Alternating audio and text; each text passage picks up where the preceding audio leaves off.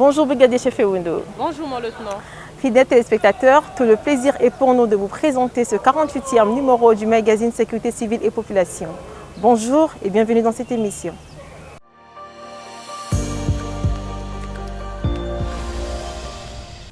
Le siège du port autonome de Brazzaville et port secondaire ainsi que l'esplanade du stade Alphonse Massamba Déba ont conjointement abrité du 25 septembre au 6 octobre 2023 la formation en conduite et en équipier d'intervention dispensée par une équipe pédagogique du commandement de la sécurité civile au profit des agents du port autonome de Brazzaville et port secondaire.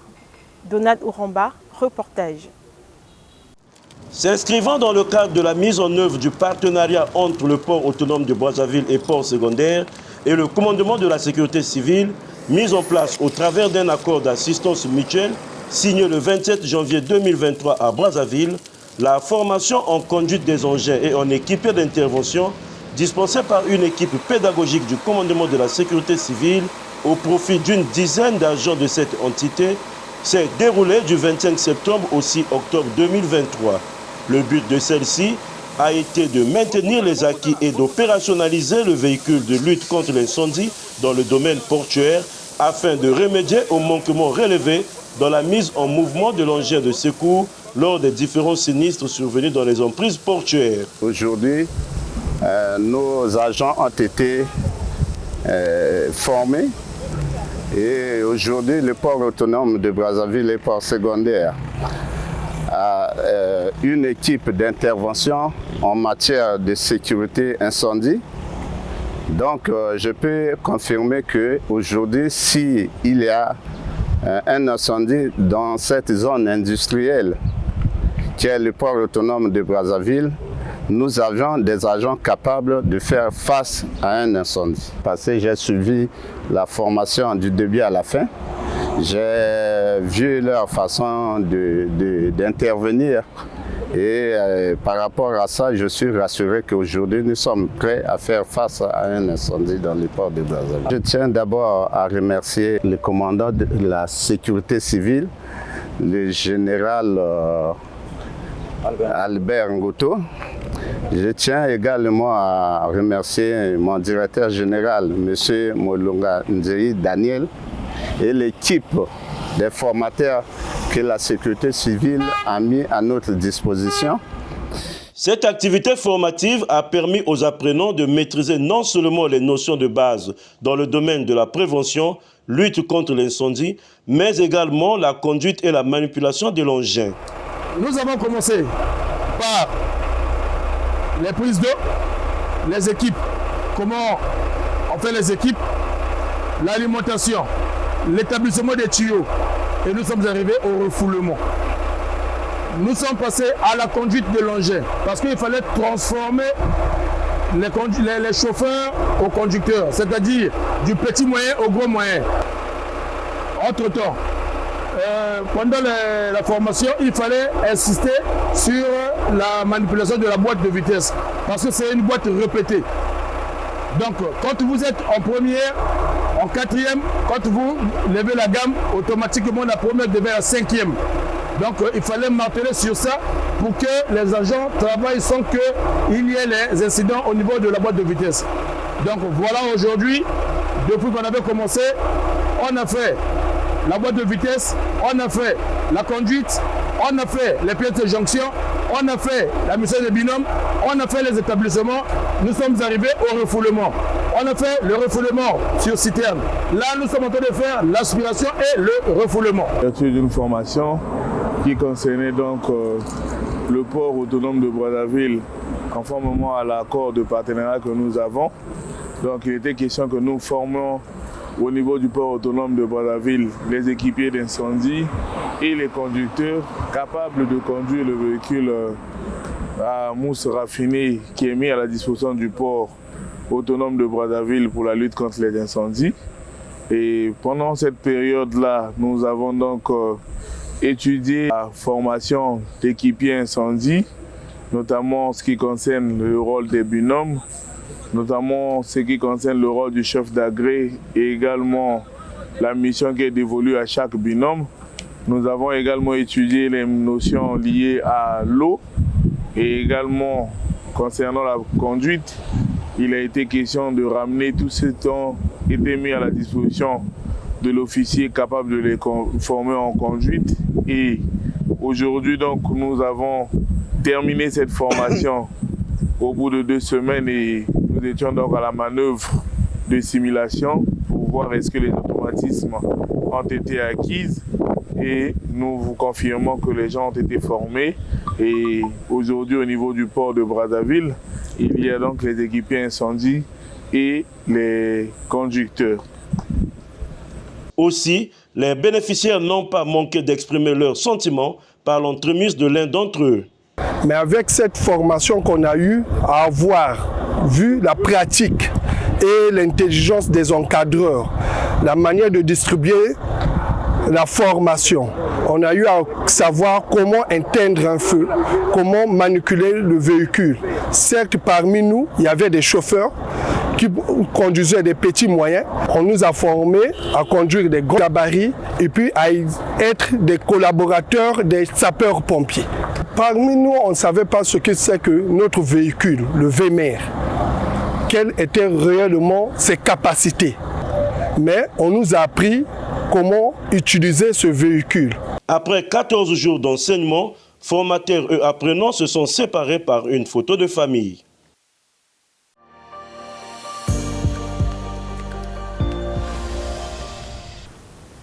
Du 21 au 24 septembre 2023 s'est déroulé à Bostasi en Allemagne les journées de sauvetage avec exercice pratique de désincarcération dénommé Rescue Day 2023, organisé par le groupe Weber Rescue. La sécurité civile congolaise a été représentée par le conseiller technique du commandant de la sécurité civile, Donado Romba, reportage. Invité à ce grand événement mondial axé principalement sur la désincarcération des victimes dans des situations d'accident de la route, la sécurité civile congolaise y a été représentée par le conseiller technique du commandant de la sécurité civile, M. David Laïgé Baïdikila. 2 grands moments ont marqué cette activité formative, à savoir la formation théorique traduite par des sessions théoriques au cours desquelles les participants ont été édifiés sur les principes de base de la désincarcération, les techniques de sécurité et la coordination avec les services d'urgence. Aussi les ateliers d'exercice pratique, moment culminant de l'événement où les participants ont été entraînés à différents scénarios d'accident afin d'acquérir les connaissances sur la technique utilisée. Également, leur capacité de communication et de coordination au sein de l'équipe de sauvetage ont été renforcées à travers d'autres exercices menés. Je me trouve devant une situation où une voiture se trouve sous une remorque. À ce moment-là, quoi faire? Faire l'extension au niveau des pieds, utiliser l'alternative du vérin de sauvetage, procéder par le sauvetage par la porte arrière, dépose de la porte arrière et ensuite accéder au patient, puis l'extraire du véhicule. Il existe plusieurs méthodes des extractions des patients et cela dépend de chaque cas. Somme toute, ces journées de sauvetage extrêmement enrichissantes et bénéfiques à tous égards pour le commandement de la sécurité civile ont été sanctionnées par 2 recommandations, à savoir continuer à organiser de telles journées pour permettre aux participants de maintenir et d'améliorer leurs compétences. Envisager la création d'un réseau de participants pour favoriser l'échange d'expériences et le partage des bonnes pratiques.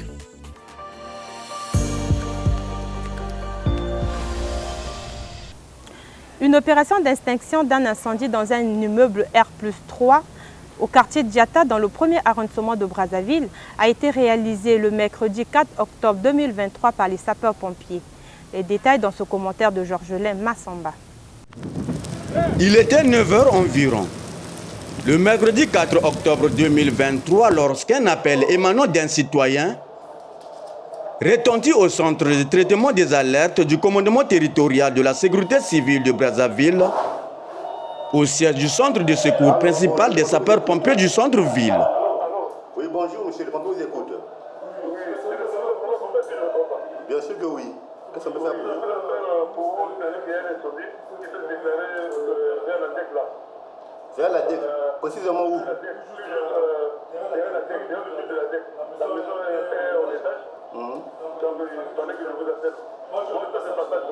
D'accord, monsieur. Comment ça vous appelle, monsieur?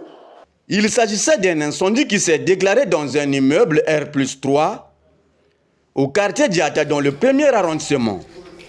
Plus précisément, à côté de la direction des examens et concours de l'enseignement général. Votre numéro de téléphone, s'il vous plaît. Oui. 691, oui. 61 90. Bon, qu'est-ce qui brûle? Qu'est-ce qui brûle? Qu'est-ce qui brûle là? Qu'est-ce qui brûle? Qu'est-ce qui brûle?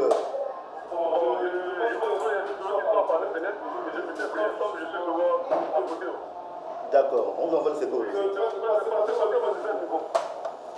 Pardon? Ah d'accord. Bon, on vous envoie le secours de suite. Merci. Le centre de secours principal des sapeurs-pompiers de Makelekele qui gère le secteur concerné est mis en mouvement pour éteindre cet incendie qui a déjà gagné une chambre entière au 3e niveau de l'immeuble.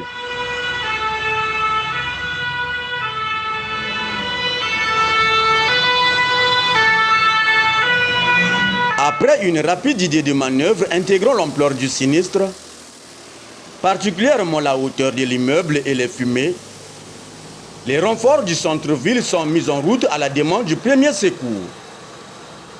En l'occurrence, un camion-citerne incendie de 17 000 litres et une échelle pivotante automatique destinée aux incendies en hauteur.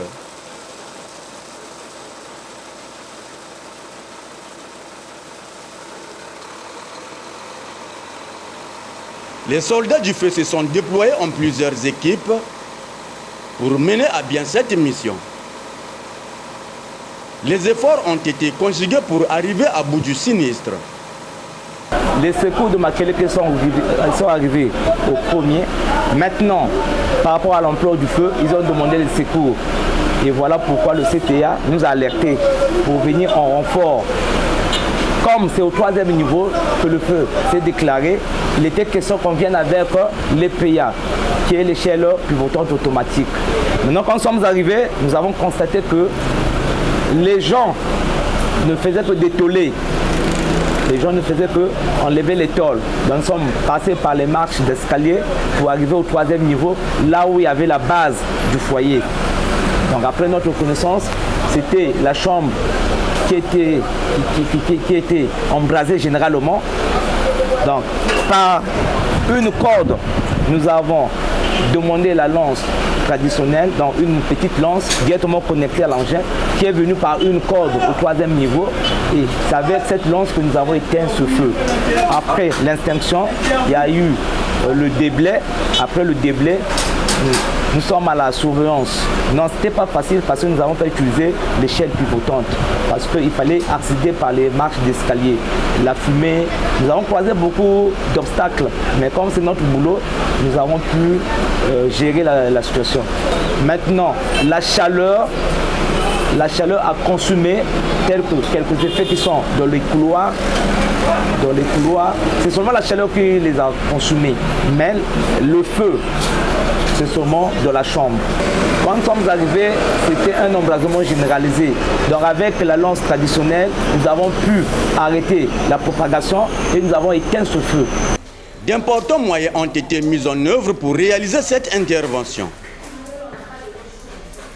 20 500 litres d'eau débitée par 2 engins incendies ont été nécessaires pour parvenir après 30 minutes de travail à l'extinction totale. quand l'incendie était passé, tous les gens étaient dehors. Après, on a déclenché les disjoncteurs avec tous les appareils de la maison. Bon, moi, j'étais ici, là, en malade. Je ne savais pas qu'il y a un incendie qui s'est passé là-bas. Au moment où j'étais monté d'abord,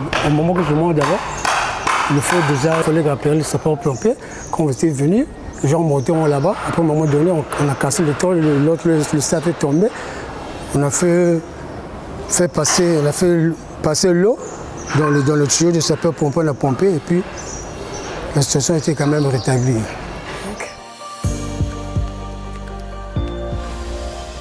Qu'est-ce que le feu? Comment se produit-il? Comment se propage-t-il? Et quelles sont les techniques de lutte contre l'incendie? Autant de questions auxquelles, chers téléspectateurs, vous trouverez des réponses dans cet élément de la rubrique prévention. Présenté par le commandant de police Ghislain Ngomba, directeur de la formation près le commandement de la sécurité civile. Suivant.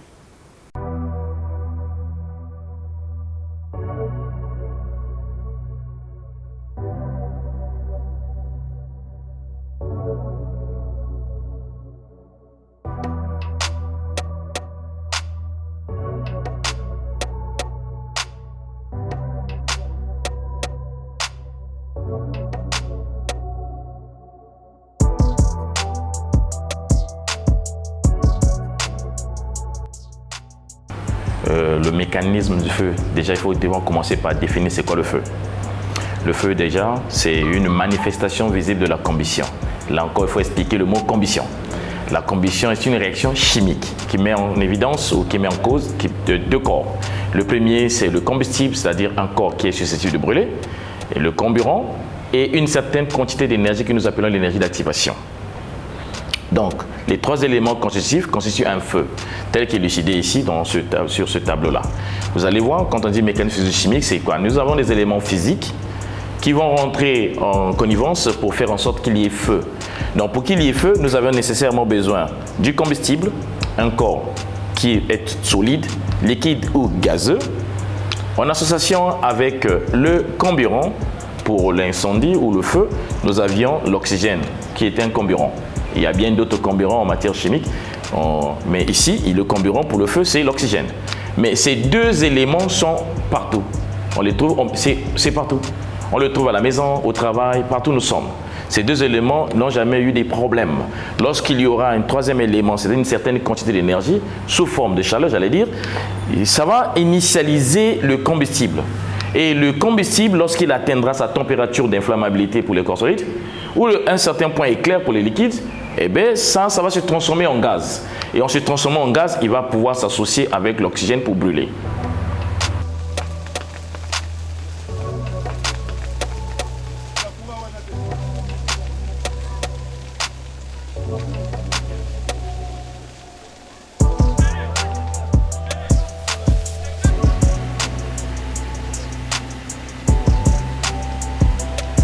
Et ça, c'est une phase d'initiation. Vous voyez bien qu'il faut une certaine quantité de chaleur. Quand vous regarderez la feuille de papier, ne peut pas brûler comme le bois. Il faut un certain temps au bois d'atteindre sa température d'inflammabilité pour brûler. Donc, je vais vous illustrer par rapport à cet exemple-là. Vous allez regarder. Regardez par exemple ici, nous avions une certaine quantité de chaleur dégagée par cette flamme.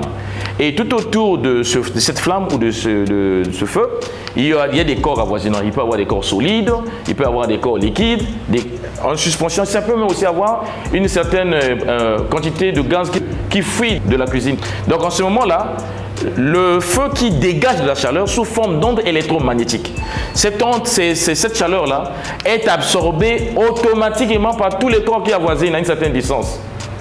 Au bout d'un certain temps, suivant la température de chaque corps, et ce corps-là va pouvoir sublimer comme élucidé. Regardez, ici, il dégage de la chaleur. Cette chaleur est absorbée par ce corps combustible qui est le bois.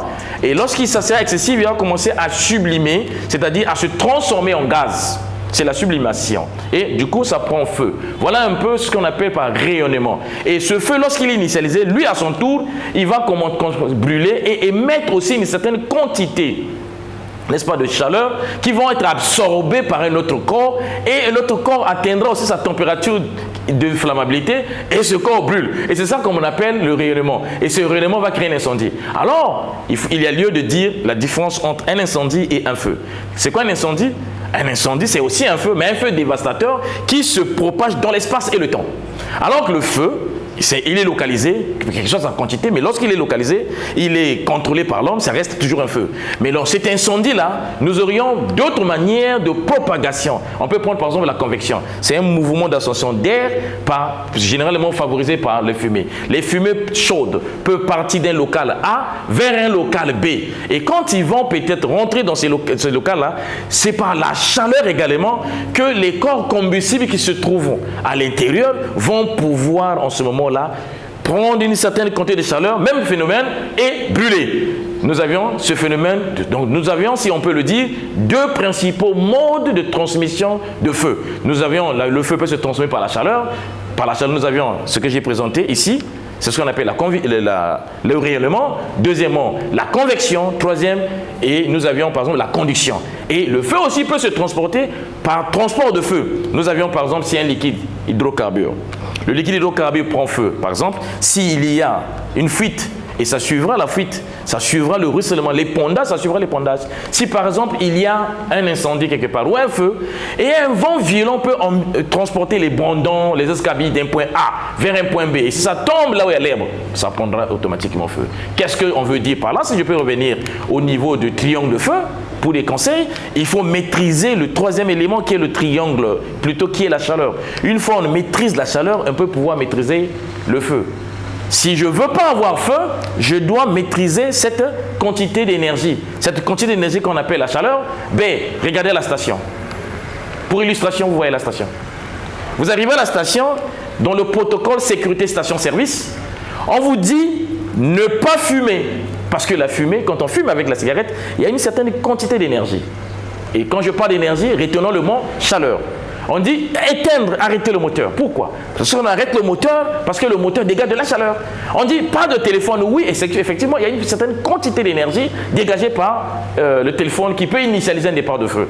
Donc, si je ne veux pas avoir un feu, je dois pouvoir contrôler cette quantité d'énergie qui est méconnue des gens. Je vais vous emmener tout simplement à vous élucider les différentes formes d'énergie d'activation en dehors seulement des flammes nues. J'ai par exemple ici, voilà les différentes flammes, les différentes formes d'énergie d'activation. J'ai par exemple ici thermique, ça c'est une flamme nue. Déjà à la maison, il faut déjà proscrire l'utilisation des bougies comme source de lumière. Les lampes lucioles. Déjà vous regardez l'électricité, court-circuit, il faudrait bien réviser son installation électrique. Et là, nous avions les mécaniques. Vous remarquerez au niveau de la station, leurs chaussures n'ont pas de fer en bas pour éviter ça. En dehors de ça, nous avions d'autres sources d'énergie méconnues des gens qui constituent ce qu'on appelle l'énergie d'activation. Bref, pour qu'il y ait feu, il faut 3 éléments. Pour qu'il y ait feu, il faut 3 éléments. Et les 3 éléments, c'est le combustible, le carburant et l'énergie d'activation. Retenez l'énergie d'activation, c'est une certaine quantité d'énergie.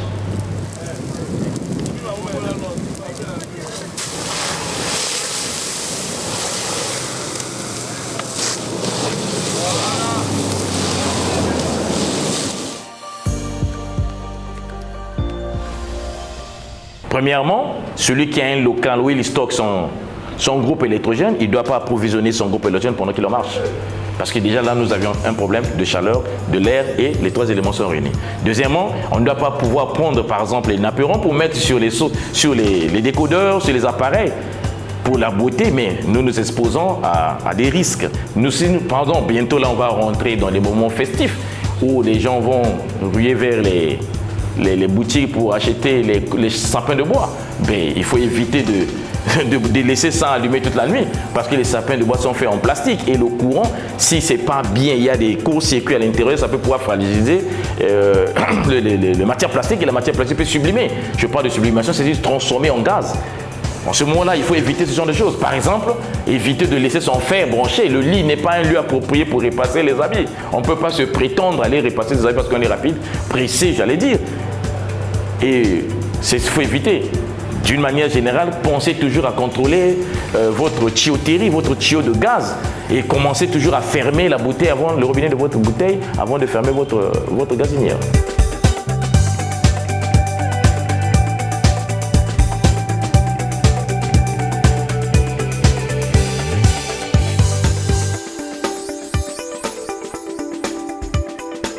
premier lieu, il faut déjà agir en amont. En amont, ça veut dire qu'on peut rendre improbable l'occurrence d'un feu. Malgré les affres de feu, il reste toujours maîtrisable, tant dans sa phase d'initiation que dans sa phase de développement. Quand il y a l'éclosion de feu, déjà ce qu'il faut faire, c'est quoi? C'est combattre le feu. Le combattre avec les moyens appropriés. Les moyens appropriés, j'allais dire les extincteurs. Mais tout le monde n'a pas les moyens d'avoir les extincteurs. Déjà, il faut voir quel type de feu. Le feu déjà de classe A, c'est-à-dire le feu de bois, de combustible solide, etc. Il faut l'éteindre avec de l'eau simple. Mais si nous sommes à la maison, veillez à ce qu'il n'y ait pas source électrique, qu'il n'y ait pas l'électricité. Ensuite, il ne faut pas prendre un seau d'eau déversé sur le feu. On peut éteindre le feu avec, comme si on arrosait les plantes. Voyez-vous, donc c'est juste des jets d'eau. Hein? Si on a un tuyau avec une bonne pression, en ce moment on peut arroser le feu. Les causes des incendies, on peut les regrouper en trois catégories. Il y a la cause humaine. Vous savez, l'homme, il utilise l'électricité, il utilise beaucoup de sources d'énergie, il utilise beaucoup de choses donc pour ses besoins domestiques, pour les besoins au niveau de travail, etc. Donc c'est l'homme. La négligence, la malveillance, on peut aussi dire l'ignorance, voyez-vous, qui peut emmener les gens à ces genres de choses. Première cause. Deuxième cause, ce sont des causes énergétiques. Des causes énergétiques, parfois l'utilisation du courant. Voyez-vous, à la maison, on utilise l'électricité. Oui, on a besoin d'électricité. Mais des petits gestes. Jadis, quand nous étions petits, nos parents disaient, quand vous entrez à la maison, éteignez la lumière. Quand vous utilisez, éteignez la lumière. Voyez-vous, mais aujourd'hui, on utilise la lumière de matin jusqu'au soir. Il y a des gens qui laissent même des chargeurs branchés. Des heures et des heures, des heures. Peu importe le temps, cette quantité d'énergie qui se dégage par rapport à cette chaleur-là peut atteindre sa température d'inflammabilité. Il faut une seconde, une minute, une heure, un jour, une semaine, un mois, même voire une année. Ça dépend des quantités d'énergie qui peut être absorbée par un corps combustible suivant sa température d'inflammabilité. Ça va brûler. Et le dernier cas, ce sont des causes, par exemple, naturelles. Et les causes naturelles, c'est la foudre. Quand le temps est orageux, écoutez, débranchez tout, éteignez, débranchez tous les appareils. Voilà, 3 causes. Déjà, il faut respecter une certaine réglementation en ce qui concerne le stockage de matières dangereuses, j'allais dire particulièrement le carburant. La classification au niveau du système national et du système international, déjà, il faut respecter cela. Donc, si on stocke dans un dépôt quelconque, et si c'est des dépôts de fortune, eh bien, c'est prohibé. Donc, au Congo, les Kadhafi, entre guillemets, vont pouvoir nous excuser que s'ils veulent vraiment avoir le stockage des produits, des liquides hydrocarbures chez eux pour vente ou revente, ils doivent avoir l'autorisation et des services de prévention doivent passer pour regarder la manière dont ils ont stocké leurs produits. Le feu a des conséquences directes et indirectes sur l'homme. Direct, c'est que l'homme peut se brûler, il peut trouver la mort, il peut être asphyxié, etc. Indirect, c'est sur l'environnement. L'environnement peut être pollué, justement, même quand les pompiers pourront venir intervenir, il peut y avoir de la pollution par rapport quand je dis des pollutions de nappes phréatiques par rapport aux différents produits qu'on peut utiliser pour éteindre le feu. Et en dehors de ça, il y a aussi un problème au niveau économique. Donc, regardez, il y a un problème aussi au niveau social. Donc, il y a un problème socio-économique. Donc, quelqu'un perd l'emploi, et bien en ce moment-là, regardez par exemple ce qui s'est passé à Casino. Ce ne sont pas les mêmes travailleurs qui sont repartis travailler.